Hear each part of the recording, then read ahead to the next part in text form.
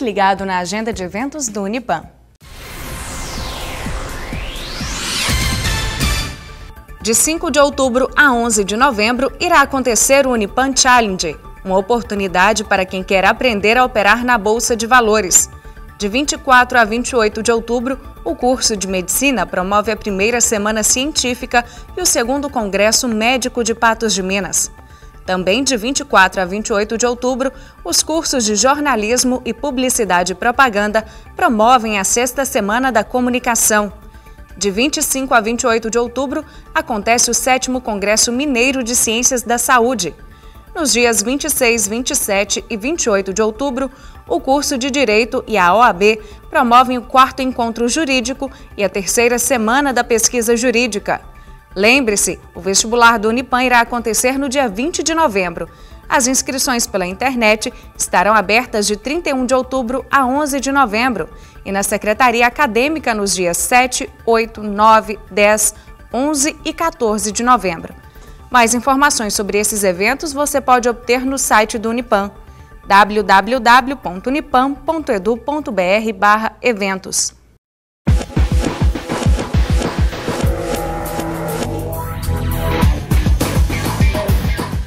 Hoje, no quadro Comportamento, vamos responder ao e-mail da Mariana Rezende, do bairro Alvorada, em Patos de Minas. Ela tem 17 anos e está no 3º ano do ensino médio. Ela nos escreve pedindo algumas orientações sobre a escolha do curso superior. Ela diz que está em dúvida sobre qual curso deverá prestar vestibular. Mariana, realmente escolher a carreira universitária não é algo muito fácil e gera uma certa angústia. Principalmente se nós considerarmos que as pessoas fazem essa escolha geralmente entre os 17 e os 20 anos, ou seja, numa idade que também as escolhas são críticas. Outro motivo pelo qual escolher a carreira universitária é algo angustiante é porque normalmente a nossa profissão, a nossa carreira profissional, ela advém da escolha que nós fizemos na carreira universitária.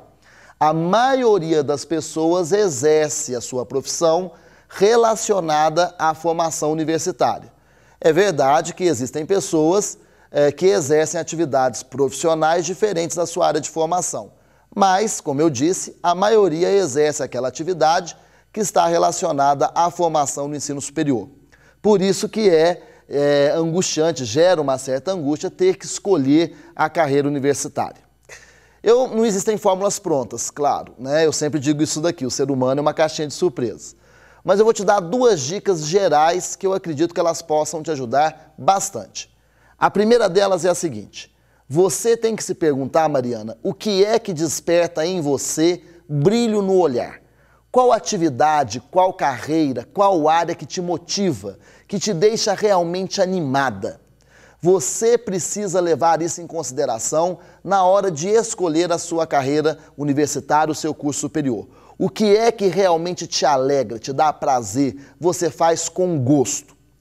É muito comum, Mariana, que os pais, com boa intenção inclusive, eles tentem orientar os filhos na escolha da carreira universitária. Geralmente, quando os pais eles fazem isso, eles levam em consideração o valor de mercado que o curso tem. Por exemplo, no Brasil hoje, profissões ligadas às engenharias e à tecnologia são profissões que estão em alta. Então, é comum que os pais orientem os filhos para que eles sigam as carreiras universitárias relacionadas a essas profissões. Ok, os pais estão no papel deles mesmos, só que nós temos que lembrar que não adianta nada você escolher uma carreira universitária que esteja ligada a uma profissão que está em alta agora, se você não se motivar, não se alegrar, não gostar realmente desta área.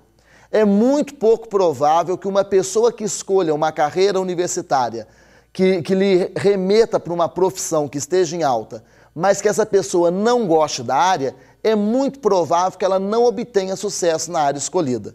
O sucesso depende, em grande parte, da motivação, da alegria, do prazer, do contentamento que a atividade ela te dá ao exercê-la. Então, realmente, você tem que se perguntar qual é a área que te motiva, qual é a área que desperta o brilho nos seus olhos. Até porque, Mariana, você tem que lembrar que todas as profissões, todas, elas têm os seus ônus e elas têm os seus bônus. Elas têm as suas dificuldades e elas têm as suas felicidades. As dificuldades existirão em qualquer área e em qualquer profissão do viver. Quando eu gosto do que eu faço, quando eu faço algo que desperta o brilho nos meus olhos, eu transformo essas dificuldades em desafios a serem superados. Quando eu não gosto, eu transformo as dificuldades em barreiras intransponíveis, o que me gera sofrimento constante. Vou te dar um exemplo simples. Eu adoro ser professor. Eu pertenço a um grupo, inclusive, que desde muito cedo sabia o que queria. Eu sempre soube que eu queria atuar em sala de aula. Então, eu gosto profundamente da docência. É óbvio que no dia a dia da docência, eu encontro uma série de dificuldades, mas eu transformo essas dificuldades em desafios. Se eu não gostasse da área da docência, essas dificuldades seriam para mim fonte de sofrimento e eu viveria reclamando da minha profissão. Então é isso daí. Em resumo, a primeira dica que eu te dou é: veja qual é a área que realmente você se identifica e que vai despertar em você todo o interesse, que vai despertar em você sonhos. Isso é muito importante. E a segunda dica que eu te dou, uma dica bastante prática, é que você procure o máximo de informações possíveis sobre os cursos, sobre as profissões, sobre as áreas de atuação. Nós, no Unipam, por exemplo, temos um quiosque que funciona manhã, tarde e noite no saguão do nosso prédio administrativo, onde funciona a Secretaria Acadêmica. Esse quiosque foi montado lá justamente para auxiliar vocês em dúvidas, né? Retirar dúvidas, responder questões referentes aos cursos, às profissões. Esse quiosque existe para dar ao candidato todo o suporte, toda a informação necessária para que ele possa escolher bem a carreira universitária. Então, pesquise, Mariana, vá a blogs, vá ao Google, vá à internet, pesquise sobre as profissões, os cursos, as disciplinas que são estudadas nos cursos, as atividades que são desenvolvidas, converse com colegas, com amigos que já façam o curso, entre em grupos de discussões na internet, em chats, enfim, Mariana, procure o máximo de informação possível. Essas informações te ajudarão a definir qual é a área que você quer seguir. É isso. Não tem receita pronta, ser humano é sempre uma caixinha de surpresa, mas existem algumas dicas que podem facilitar bastante as nossas escolhas no dia a dia. Espero ter ajudado a Mariana e espero poder ajudar você também no próximo encontro. Mande a sua pergunta, que eu terei o máximo prazer em respondê-la. Um forte abraço e até o próximo encontro.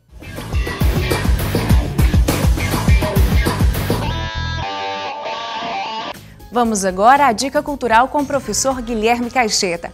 E o filme é O Discurso do Rei. Olá, pessoal. Bem-vindo a mais uma dica cultural do Unipam.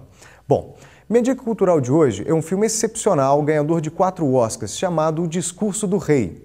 Esse filme foi vencedor do Oscar de melhor filme e melhor direção. É um filme de Tom Hooper e ele conta a história do príncipe Albert, o príncipe da Inglaterra, Albert, que posteriormente se tornou o rei Jorge VI. Bom, no início do filme já demonstra que o príncipe Albert tem uma dificuldade de fala, ele tem uma dificuldade na eloquência, ele tem uma gagueira crônica, advindo de um comportamento muito severo do pai, uma infância um pouco complicada para o modelo tradicional britânico. Durante o filme vocês vão percebendo melhor o porquê da gagueira crônica do príncipe Albert. Bom, já inicia com esse filme, com o príncipe Albert em um discurso em Londres, com essa dificuldade de eloquência que causa um certo descontentamento do público que estava presente na hora, no momento. Só que essa questão da fala, tão importante para um príncipe e também para um rei, era uma imposição do seu pai, rei Jorge V, que tentava passar para tanto o príncipe Albert, tanto para o príncipe Davi, a importância da radiodifusão, porque a voz do rei chegaria tanto às colônias quanto ao reino na Grã-Bretanha.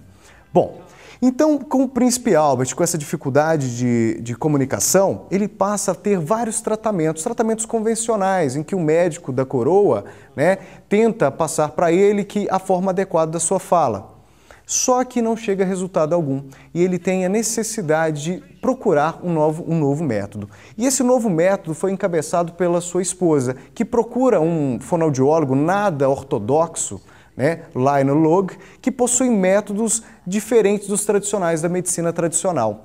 E esse médico, com essa modalidade de tratamento nada convencional, ele tenta passar mais segurança para o príncipe Albert.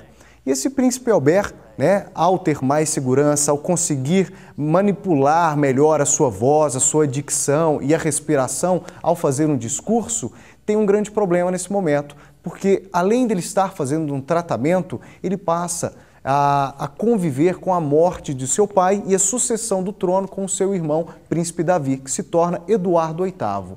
Porém, o príncipe Davi, Eduardo VIII, ele não tem, digamos, o que é necessário para um rei. Ele não tem um comportamento ideal de um rei, nem conhecimento administrativo para tal. Ele se apaixona, o rei Eduardo VIII se apaixona por uma norte-americana, já divorciada 2 vezes.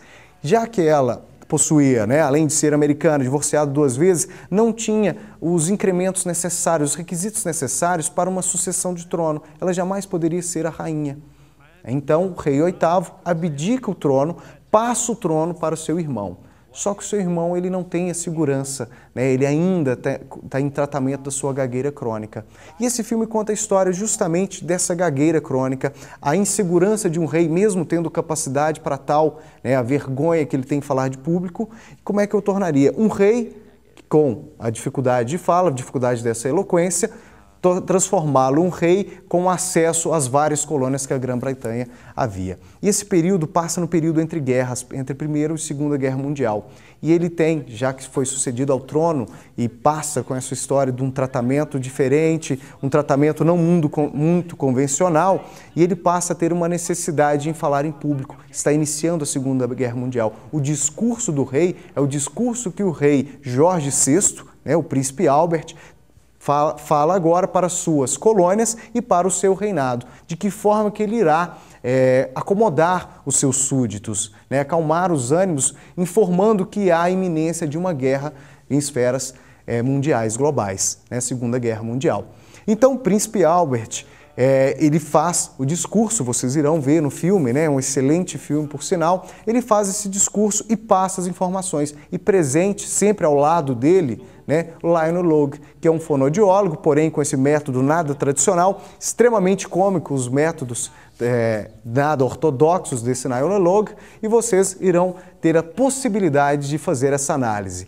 Bom, essa é a minha dica cultural. É um filme extremamente interessante, conta uma história fantástica sobre uma sucessão hereditária de um trono na Grã-Bretanha. O príncipe Albert, o rei Jorge VI, é o pai da atual rainha Elizabeth II.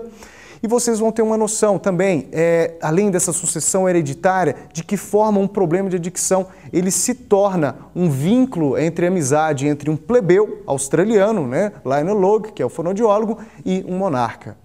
Tá? Filme excelente, espero que gostem e até a próxima dica cultural. Tchau!